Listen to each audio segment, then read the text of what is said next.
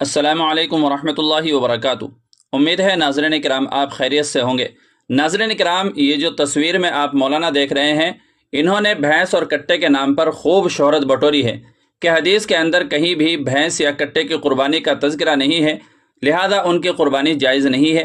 پہلے تو آپ ان مولانا کی تقریر سنیے، اس کے بعد دارالعلوم دیوبند کا فتویٰ پیش کیا جائے گا جس میں ان کو ان کی اوقات اور حقیقت دکھا دی گئی ہے۔ کٹے کی قربانی آپ اپنی مرضی سے کرنا چاہیں کریں بھائی، شریعت میں نہیں ہے۔ بھینس یا کٹا، اس کا میل فیمیل دونوں اللہ کے رسول صلی اللہ علیہ وسلم کے دور میں تھے ہی نہیں۔ عرب علماء ہے یا عرب کی عوام ہے یا وہاں پر جو حجاج ہے، ان کو بھینس کی قربانی کرنے کی کیوں اجازت نہیں ہے؟ کٹے کی قربانی کیوں نہیں ہے؟ یہاں سے لے کے جائیں نا بکرا اور اس کی فیمیل بکری، چھترا اور اس کی فیمیل بھیڑ۔ اس کو 2 کاؤنٹ کریں یا 4؟ 4 ہو گئے نا۔ 4 ہو گیا۔ اسی طرح گائے اور اس کا میل بیل جو ہے 6 ہو گئے۔ اونٹ اور اونٹنی، یہ 8 جانور ہیں۔ انہی کو اللہ کے رسول صلی اللہ علیہ وسلم نے خود قربان کیا ہے، صحابہ کرام رضوان اللہ علیہ مجمعین نے بھی قربان کیا ہے، اور ازواج مطہرات رضوان اللہ علیہن اجمعین یا صحابیات طیبات طاہرات، ان کی طرف سے بھی ان جانوروں کی ہی قربانی کی گئی۔ تو ناظرین کرام، آپ نے سنا جو کچھ انہوں نے کہا ہے۔ اب چلیے مادر علمی دارالعلوم دیوبند کا فتویٰ بھی ملاحظہ فرماتے ہیں۔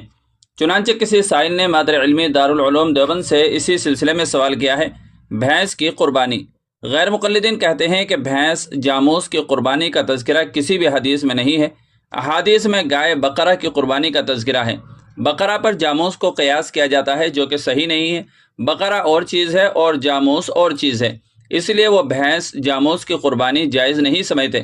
کیا آپ کے پاس بھینس کی قربانی کے جواز کی کوئی دلیل ہے؟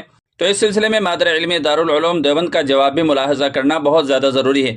چنانچہ دارالعلوم دیوبند کی طرف سے فتویٰ جاری کیا گیا، بسم اللہ الرحمن الرحیم، حدیث میں جاموس کا گوشت کھانا کہیں بھی حلال نہیں لکھا ہے، پھر اس کا گوشت غیر مقلدین کیوں کھاتے ہیں؟ جمعہ کا خطبہ عربی کے علاوہ اردو یا کسی دوسری زبان میں دینا کسی حدیث میں نہیں آیا ہے، پھر وہ لوگ کیوں اپنے قیاس سے اردو میں خطبہ دیتے ہیں؟ حدیث سے جواب دیں۔ شریعت کے دلائل 4 ہیں، قرآن، حدیث، اجماع، قیاس۔ تمام امت کا اس پر اتفاق ہے۔ دلائل میں پہلا درجہ قرآن کا ہے۔ قرآن پاک میں جن جانوروں کی قربانی کی اجازت ہو اس میں بقر بھی ہے۔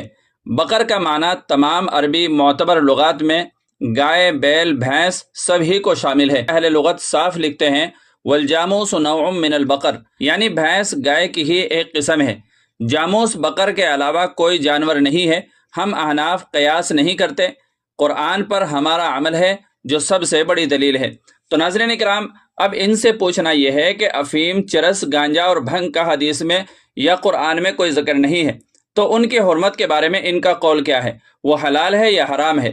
ظاہر ہے کہ قرآن کریم میں صرف شراب کی حرمت کا بیان ہے، تو کیا یہ صاحب افیم، چرس، گانجا اور بھنگ کو یہ کہہ کر جائز قرار دیں گے کہ ان کی حرمت پر قرآن میں کوئی آیت نازل نہیں ہوئی ہے؟ تو ناظرین کرام، ایسے لوگوں سے ہوشیار خبردار رہنا چاہیے جو دین میں شکوک اور شبہات پیدا کرنے کا سبب بن رہے ہیں۔ ناظرین کرام، ویڈیو کو زیادہ سے زیادہ لائک اور شیئر کر دیجیے گا۔ چینل پر پہلی بار آئے ہوں تو اس طرح کی مزید ویڈیوز کو پانے کے لیے آپ سبسکرائب بھی کر سکتے ہیں۔ چلیے پھر ملتے ہیں اگلی کسی دوسری ویڈیو میں۔ السلام علیکم ورحمۃ اللہ وبرکاتہ۔